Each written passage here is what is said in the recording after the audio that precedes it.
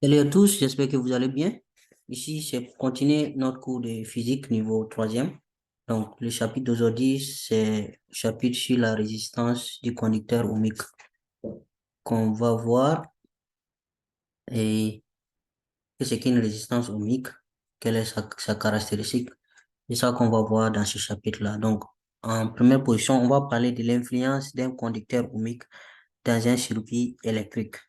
Donc, le conducteur ohmique, c'est des trucs, des résistances que vous trouvez, par exemple, quand vous ouvrez une radio, une vieille radio comme ça, et il y a des enfants qui s'amusent à mettre ça dans le feu et puis ça explose, là.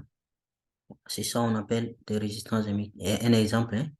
Donc, on prend d'abord une expérience et puis on va observer les résultats. Donc, le conducteur ohmique est un dipôle. Dipôle, ça veut dire qu'il y a des pôles, voilà, des bornes, par exemple. Voilà. C'est ce qui veut dire dipôle. Le symbole, c'est comme ça. Donc, vous connaissez le symbole d'une lampe, symbole d'un générateur. Pour un conducteur ohmique, voici le symbole. Donc, et je n'ai pas eu assez de temps pour vous amener des images des conducteurs ohmiques, mais c'est juste des trucs électriques, des appareils aussi électriques qu'on trouve dans des éléments électriques qu'on trouve dans des appareils électriques. Voilà. Et ça résiste un peu au passage du courant. Donc, résistance, conducteur ohmique. Donc, le symbole, c'est ça. Retenez ça pour le moment. Et si on prend par exemple un premier circuit et un deuxième circuit, le premier circuit n'a pas de résistant, n'a pas de conducteur électrique et conducteur ohmique. Le deuxième, il y a un conducteur ohmique dans le circuit. Donc, on va voir quelle sera la différence entre les deux. Donc, quand on allume et puis on laisse fonctionner, qu'est-ce qu'on observe? On observe que la lampe brille normalement dans le circuit 1, c'est-à-dire dans le circuit où il n'y a pas de conducteur ohmique là. Voilà. La lampe brille normalement. Alors que dans, dans l'autre circuit, le deuxième circuit là, hmm, la lampe brille faiblement dans le circuit. Donc, qu'est-ce que ça veut dire exactement? Donc, il y a une différence. À la présence du conducteur ohmique, vous voyez, c'est lui comme ça, il y a eu un changement. Donc, le conducteur ohmique oppose une résistance, donc c'est ce que je disais, au passage du courant électrique dans un circuit électrique. Donc, lui, c'est pour ça qu'on les appelle des résistances. Donc, conducteur ohmique égale la résistance, parce qu'il s'oppose au passage du courant dans un circuit électrique. OK? Et,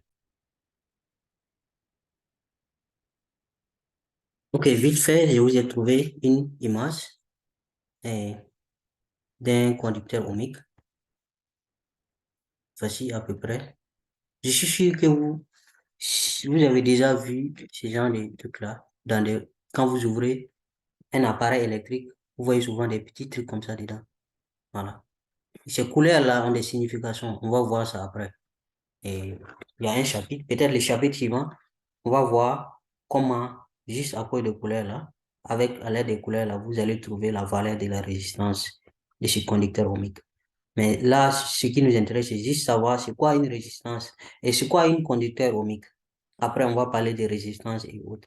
Donc, c'est ça un conducteur ohmique, hein.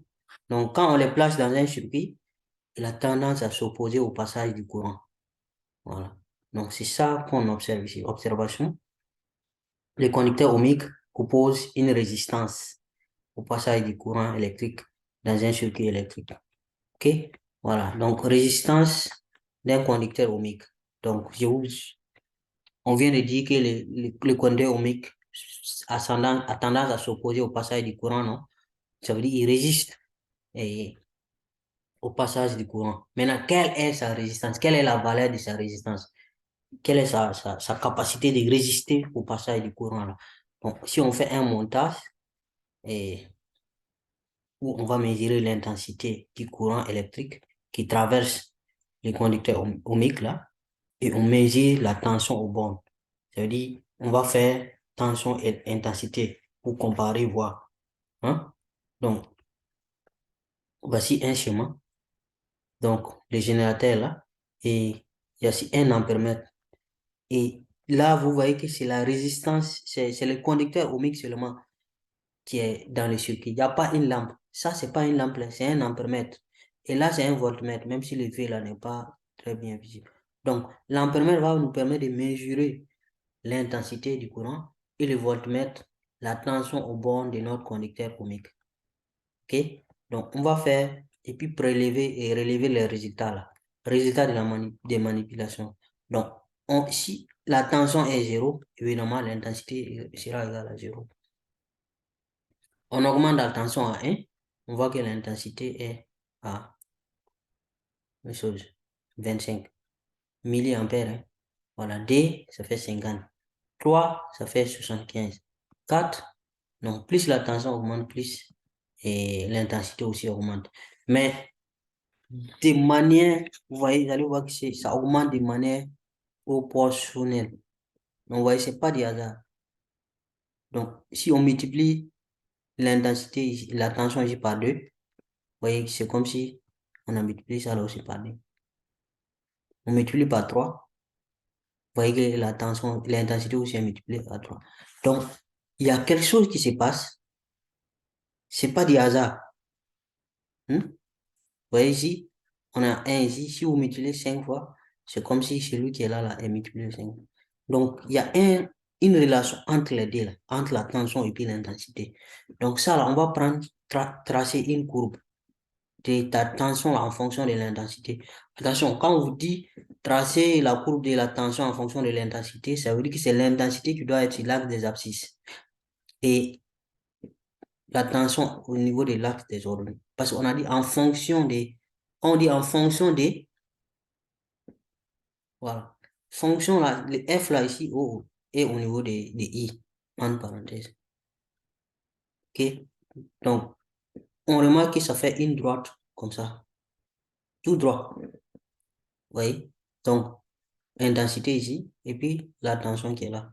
Bon, c'est vrai que la courbe, je ne l'ai pas bien tracée, mais vous comprenez à peu près l'idée. Donc, voici un exemple qui est bien fait. Voici. Mais ces résultats-là n'ont rien à voir avec les résultats dans les tableaux là, hein, dans ce tableau qui est là. C'est un autre. Donc ici, voici la courbe, la droite là, à peu près. Donc on relève les points. On mesure la tension et l'intensité. Hein? Ça fait ça, l'intensité 0,02. Donc si, je répète, hein, cette courbe-là n'a rien à voir avec celle-là. Voilà. Mais ça illustre quand même, ça vous permet d'illustrer et le lien entre la tension et l'intensité d'un conducteur ohmique. Donc, l'intensité en abscisse, la tension est en ordonnée. Donc, si vous avez cette courbe, regardez ici la question. Quelle est la tension au bord de ce conducteur ohmique quand il est traversé par un courant d'intensité 0,070 ampères? Donc, vous pouvez venir ici, 0,07. 0,07, c'est ça qui est 0,070. Hein? Voilà, faut pas que d'autres soient embrouillés. Donc, vous placez ici, vous faites des pointillés, pointillés, pointillés. Allez sur la droite, la courbe. Là où ça va toucher la courbe là, ça coupe là. Vous projetez sur l'axe des ordonnées et vous allez avoir la valeur de la tension. Ça fait 3,1. Parce que là c'est 3. Juste un peu en haut, 3,1. Donc, avec cette courbe-là, vous pouvez retrouver la tension si vous avez l'intensité au départ. Ben, si vous avez l'intensité au départ, vous pouvez retrouver la tension. Qu'est-ce que je dis? La même chose, je dis là. Donc, si vous avez la tension au départ aussi, par exemple 4,5, vous pouvez tracer, ça va couper ici la courbe, et vous projetez ici pour voir l'intensité que ça va donner. Donc, 0, peut-être, je sais pas, 12 ou 15 ou 13. Voilà. Donc, cette droite-là, elle a un nom. Donc, la résistance d'un conducteur ohmique, on va maintenant analyser la courbe là. Donc, qu'est-ce qu'on constate? On constate que tous les points sont situés sur une même droite, passant par l'origine. Donc, c'est important de souligner que ça passe par l'origine. Tous les points seront situés sur cette droite-là. OK? Donc, il existe une relation de proportionnalité entre les grandeurs U et I. Donc, c'est pas du hasard, c'est vraiment proportionnel. Donc, le conducteur ohmique est un dipôle symétrique. Ça veut dire que ces deux bornes sont identiques. Qu'est-ce que ça signifie? Il n'y a pas à faire de bornes positives ou de bornes négatives. Si vous voulez vous placer comme vous voulez, vous pouvez inverser. Voilà. Donc, en question de cours, hein, on peut vous demander ça, par exemple. Pourquoi on dit que c'est un dipôle symétrique? Parce qu'il n'a pas de bornes positives, négatives. Puis toutes les deux bornes là sont négatives. Le fait de dire dipôle là, ça veut dire qu'il y a deux bornes. Voilà. Maintenant, symétrique, dipôle symétrique, ça veut dire que les deux bornes sont identiques. Donc, vous pouvez les placer comme vous voulez dans les circuits. C'est pas comme l'ampèremètre et voltmètre qui sont polarisés là. Le courant doit rentrer par cette borne, ressortir par l'autre borne. Il n'y a pas ces règles-là au niveau des connecteurs ohmiques. Donc, un dipôle.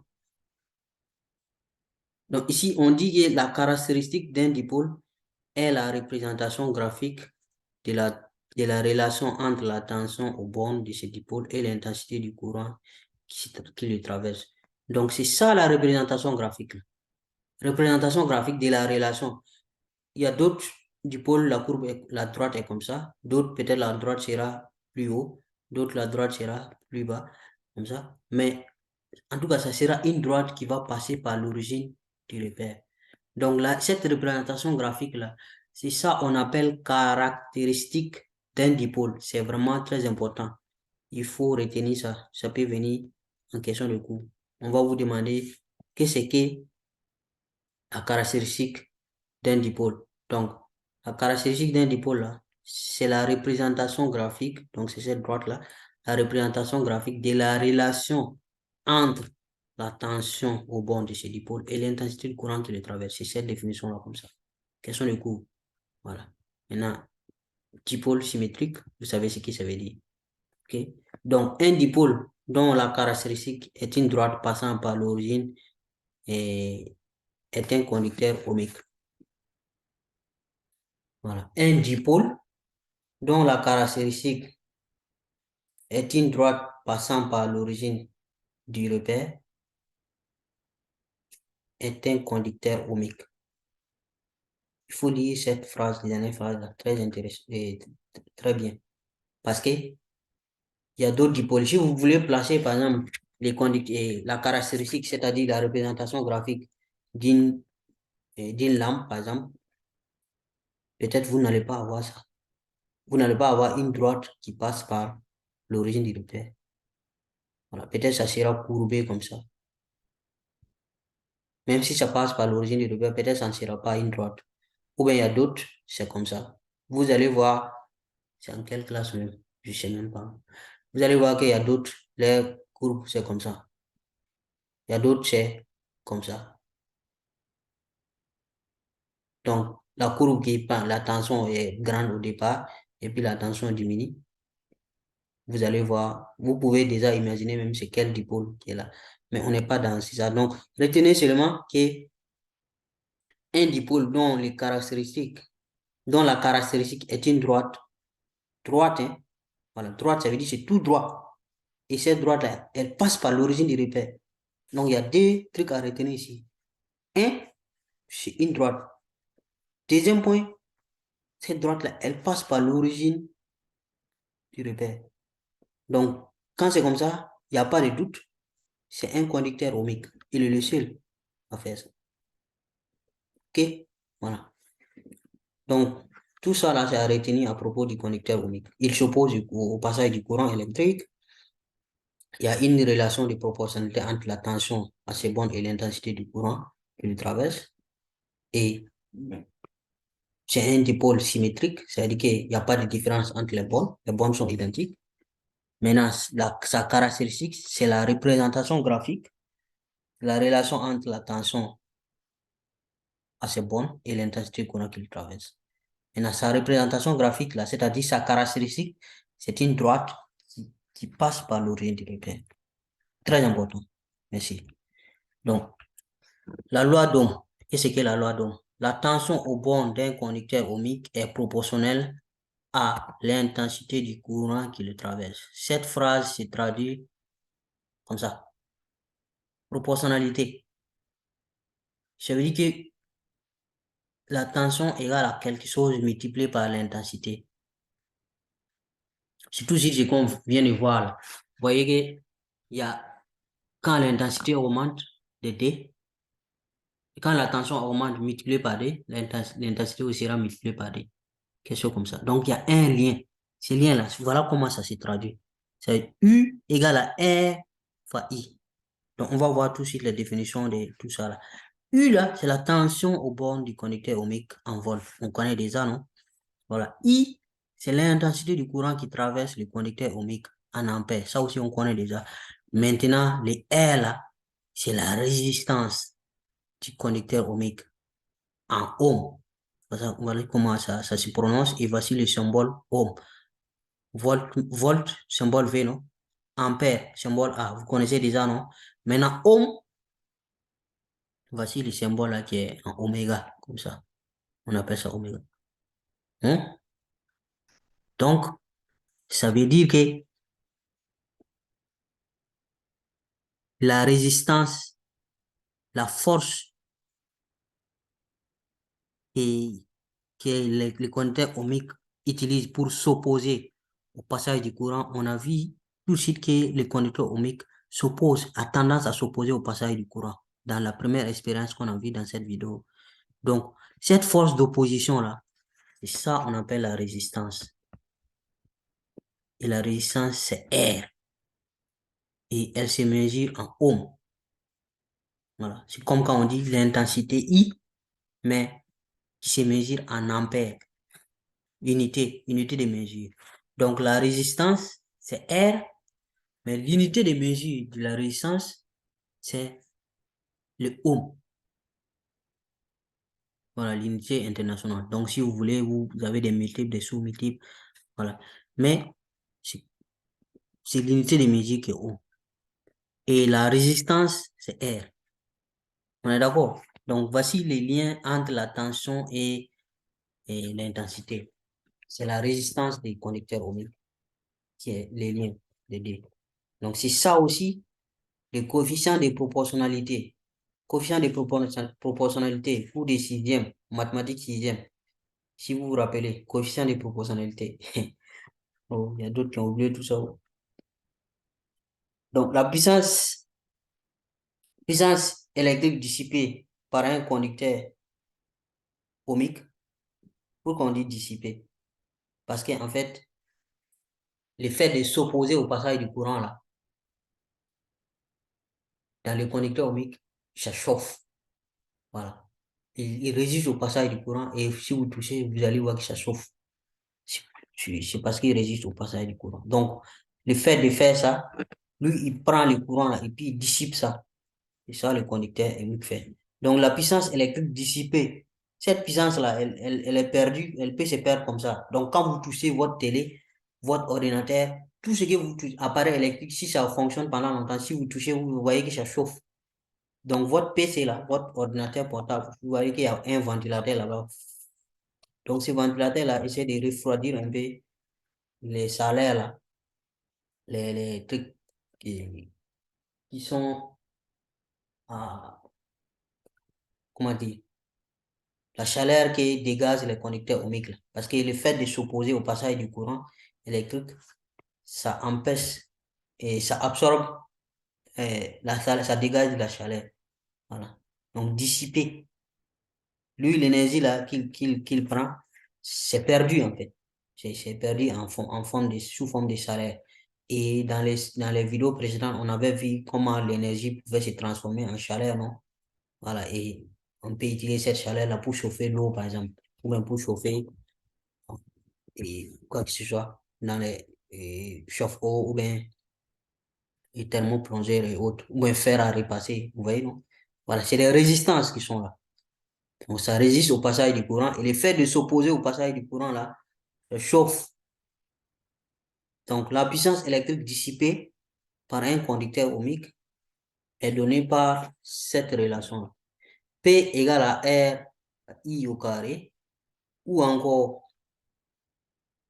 vous pouvez dire que c'est U au carré divisé par R.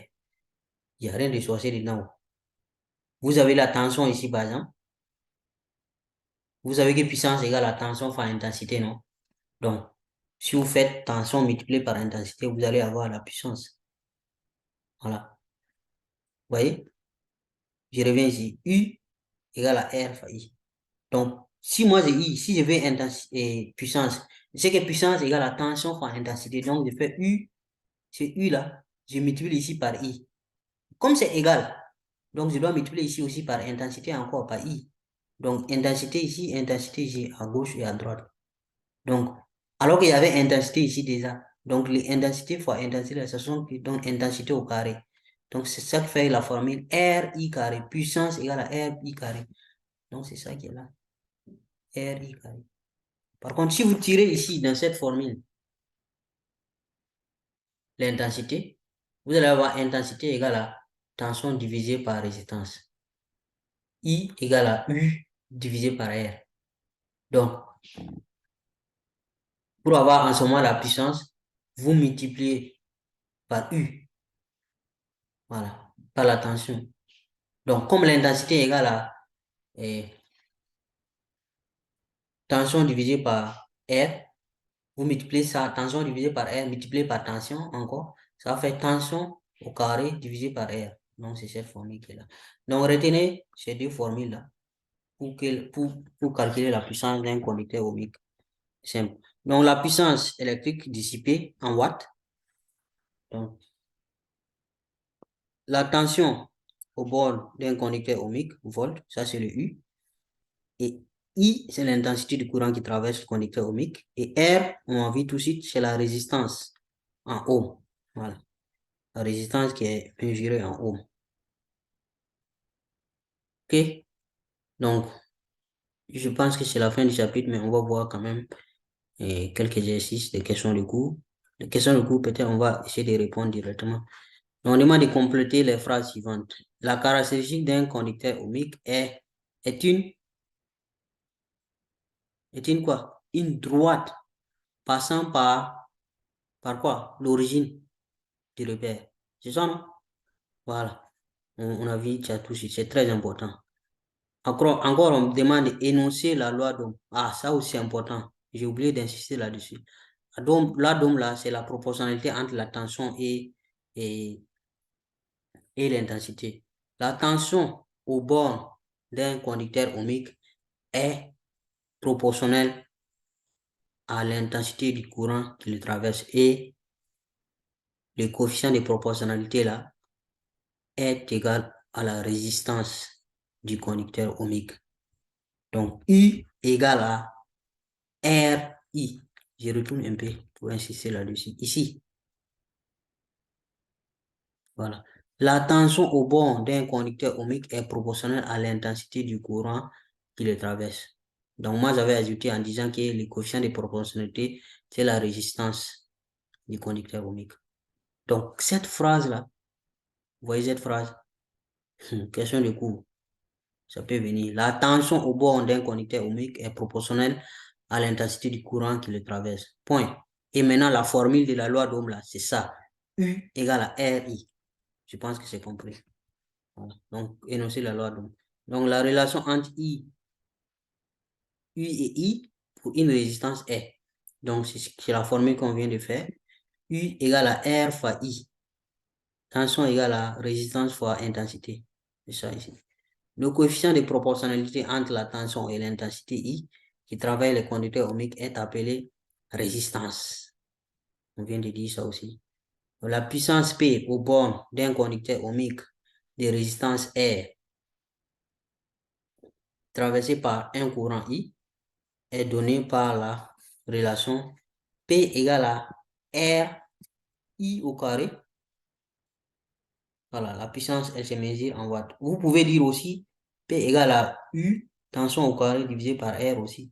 Voilà, mais ici, comme on a donné la résistance, et on a donné l'intensité du courant, c'est mieux d'utiliser résistance et puis intensité pour donner la formule. Donc, P égale R I au carré fois I au carré. Voilà. Donc, elle se mesure en watts, la puissance se mesure en watts. Maintenant, la loi d'Ohm s'exprime par la relation. Voici la formule de la loi d'Ohm. Tension égale à résistance fois intensité. Précisez la signification de chaque lettre dans cette formule ainsi que l'unité correspondante. Donc, ça là, c'est quoi? C'est la tension. S'exprime en quoi? En volts. Ça, c'est résistance. En quoi? En ohm. Ça, c'est intensité. I. En quoi? En ampères. Voilà. Donc, ça, c'est, je retourne un peu en arrière pour vous montrer d'où ça vient. C'est ça, là, qu'on vient de dire. Question du coup. Donc, vous voyez un peu, ça peut venir à l'examen, hein, parce que moi, ok. C'est une question de cours qui continue, hein. Choisis chaque fois la bonne réponse. Ok. L'unité de la résistance. Avec quoi on mesure la résistance? L'unité de mesure, quoi. C'est le ohm, bien sûr. C'est pas ampère, c'est l'intensité. Volt, c'est la tension. Donc, c'est ça, ohm, pour la résistance. La valeur de la résistance d'un conducteur ohmique dépend, ou bien ne dépend pas, du sens du courant qui le traverse. Ça ne dépend pas, hein, parce que le conducteur ohmique, on a dit que c'est les pôles là, que ce soit, il n'a pas de pôle. J'ai dit il n'a pas de pôle. Il est bipôle qui, j'ai dit peu importe comment on appelle, l'essence du courant, ça marche. Donc, je retourne un peu pour vous montrer la partie où on a parlé de ça. C'est là, symétrique, dipôle symétrique. Peu importe l'essence du courant, lui, il fonce. Voilà. Peu importe. Donc, c'est ça, cette question-là. Voilà. La valeur de la résistance du conducteur ohmique dépend ou ne dépend pas du sens du courant qu'il traverse. Donc, ça ne dépend pas. C'est lui là la bonne réponse. Donc, si on a dit de choisir, non, la bonne réponse. Donc, la tension aux bornes d'une résistance est proportionnelle ou n'est pas proportionnelle à l'intensité du courant qui le traverse. Ça, c'est la loi d'Ohm. Donc, c'est bel et bien proportionnel. Donc, c'est ici là la bonne réponse. OK. Il y a un petit exercice maintenant. On veut tracer la caractéristique d'un dipôle AB. Les résultats de mesures figurent dans le tableau ci-dessus. Voici les résultats des mesures. Donc, tension, intensité, tension, intensité, tension, intensité. Donc, on vous demande maintenant de tracer la caractéristique de ce dipôle-là. Voici l'échelle qu'on vous donne. Vertical, hein, axe vertical. Même si on ne vous dit pas, vous devez savoir. 1 cm pour 1 volt. Donc, vous gradiez 1. Voilà, 1 cm pour 1 volt. Ça veut dire que vous faites 1 cm, vous placez 1. 1 cm, 2, 3, 4, 5, 6. Donc, votre droite verticale, là, c'est 1 cm d'unité. La droite horizontale, maintenant, 1 cm, 30 mA. Donc, vous tracez la droite horizontale comme ça. OK? Et vous faites 1 cm, 1 cm, 1 cm, 1 cm. Maintenant, le premier centimètre, c'est 30 mA. Après, c'est 60. Après, c'est vous avez 30 encore, ça fait 90 et ainsi de suite. Donc, vous voyez, après avoir tracé la droite, vous allez bien sûr trouver que la droite là, et vous allez trouver que la caractéristique est une droite qui passe par l'origine du repère. Donc, on vous demande quelle est la nature du pôle. C'est un conducteur ohmique. Voilà. Faut pas dire que c'est une résistance, hein. Résistance, c'est ce qu'on mesure. C'est la puissance du conducteur ohmique qui est la résistance. Trouver la relation qui lie entre les deux là. Donc, la relation est simple. Vous pouvez prendre la tension divisée par l'intensité si vous voulez, vous allez trouver. Ou bien avec la courbe là, avec la droite, là, vous pouvez trouver. Proposer un montage expérimental. Donc, je pense qu'il y a un corrigé pour ça. Donc, la nature du dipôle, un montage, ça c'est le montage expérimental. Donc, la nature du dipôle, ce dipôle-là, c'est quoi? Si vous faites la figure, vous allez voir que c'est une droite qui passe par l'origine du repère. Donc, c'est un conducteur ohmique. Donc, la nature de ce dipôle est un conducteur ohmique. Je n'ai pas fait la droite ici, mais vous pouvez imaginer déjà. Donc, la relation qui lie entre la tension et l'intensité, c'est ça. U égale à R fois I. Et vous pouvez trouver la valeur de R en utilisant la droite là. Voilà. Il suffit de prendre n'importe quel élément. Je vais revenir sur ça. Et le montage expérimental, c'est ça. Dans ce cas-là, si on vous demande de trouver R, la valeur de la résistance, c'est simple. Vous retournez même dans le tableau là. Même si vous ne pouvez pas utiliser la courbe. Vous voyez ici?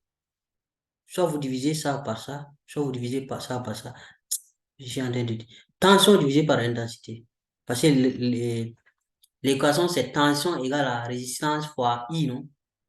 Voilà, dans cette formule, vous pouvez tirer R. R sera égal à tension divisée par intensité. Hein? Voilà. Donc, tension 1 divisé par 30. Maintenant, les 30 là, il faut convertir ça en ampères. Ça ne sera pas 30, hein, ça sera 0,0 comme des milliampères en ampères. Vous divisez par 1000, non? 0,030, 0,03. Voilà, 1 divisé par 0,3. Ou bien 2 divisé par 0,06. Ou bien 3 divisé par 0,09. Vous allez voir que vous allez trouver exactement la même source chaque fois que vous divisez. Seulement, il ne faut pas oublier de convertir. Milliampères, convertissez ça en ampères, sinon ça ne va pas donner. Parce que je retourne en haut pour vous montrer pourquoi. Ici, là, dans le cours. Tension en volt, intensité en ampères, résistance en ohm. Donc, vous devez avoir ça bien converti avant de faire les calculs. Et vous pouvez tirer la résistance ici. R égale à tension divisé par intensité. Voilà, si on vous donne, vous pouvez tirer ça ici, dans le tableau qu'on vous a donné là. Voilà, facilement. Convertissez l'intensité en ampères et vous faites la tension qui est déjà en volts divisé par l'intensité. Tension divisée par intensité et vous allez avoir la valeur de la résistance. Voilà. OK? OK. Donc, montage expérimental. Voici le montage. Donc, et cette flèche-là, je termine par ça. Cette flèche, ça veut dire qu'ici, là, votre générateur, là, vous pouvez régler, jouer sur la tension. Vous augmentez la tension ou bien vous diminuez. Donc, c'est pour faire les montages. Si vous faites le montage expérimental, vous ne devez pas oublier cette flèche-là. Très, très, très, très important.